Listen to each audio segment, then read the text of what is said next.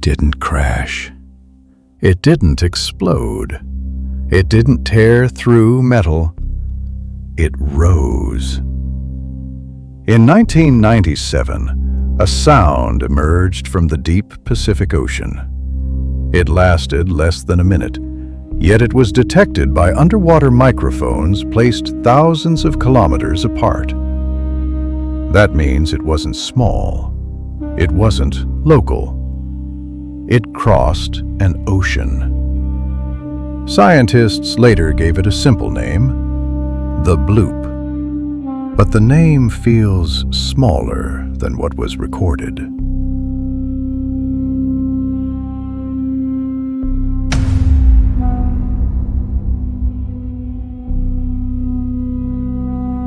The signal was captured by hydrophones built to detect submarines and underwater volcanic activity.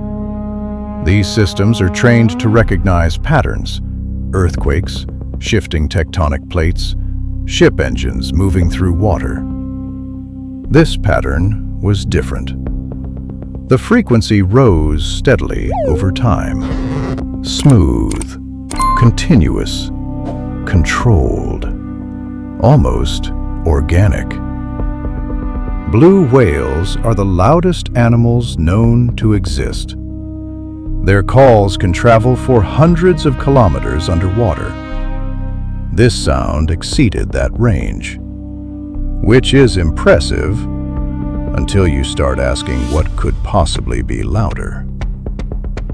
The estimated origin point was somewhere in the southern Pacific, remote, isolated, far from major shipping routes, and not far from some of the deepest trenches on Earth, including the Mariana Trench.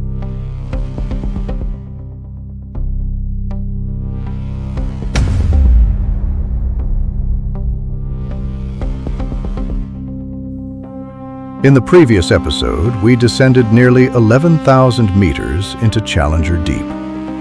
We talked about pressure strong enough to crush steel, about darkness so complete that light simply stops existing, and about how, at that depth, sound becomes the only thing that truly travels.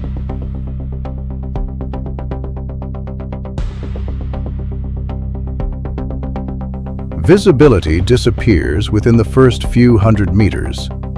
Beyond that, there is only black water stretching endlessly downward. But sound moves faster in water than in air.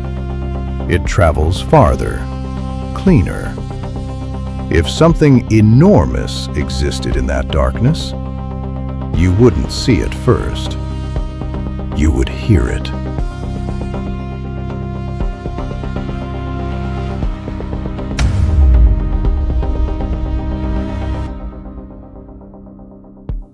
When analysts studied the waveform of the bloop, they searched for familiar acoustic signatures. Icequakes, when massive ice shelves fracture, usually produce sharp, brittle bursts. Volcanic activity creates chaotic vibrations. The bloop did not behave that way. It rose gradually in frequency, like something increasing in intensity. Years later, researchers suggested it was likely the sound of a large iceberg cracking near Antarctica.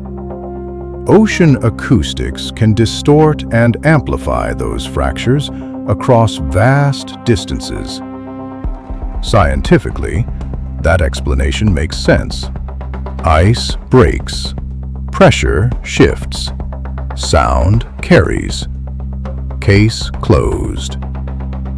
At least that's the comfortable answer.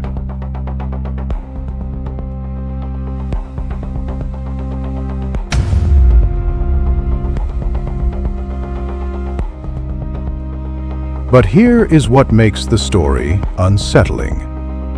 We have explored more of Mars than our own ocean floor. More than 80% of the deep ocean remains unmapped and largely unstudied. Every year, new species are discovered in extreme depths. Creatures that survive crushing pressure. Organisms that feed on chemicals instead of sunlight.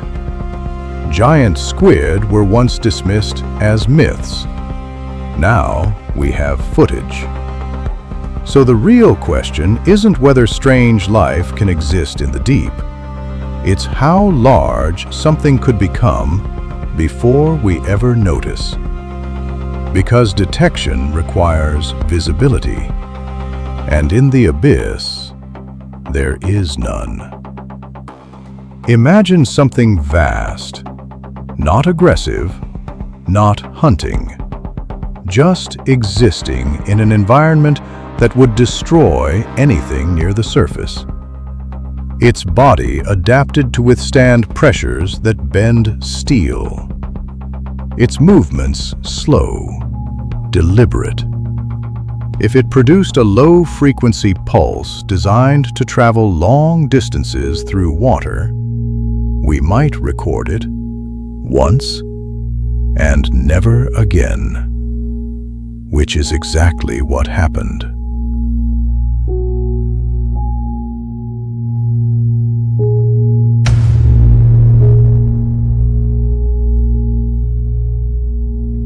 To be clear, there is no confirmed evidence of an unknown creature responsible for the bloop. The prevailing scientific explanation still favors ice activity. Extraordinary claims require extraordinary evidence, and so far there is none. But the bloop remains one of the loudest unexplained underwater sounds ever recorded. It reminds us that beneath the surface of our planet lies an environment so vast and so extreme that we barely understand its rules.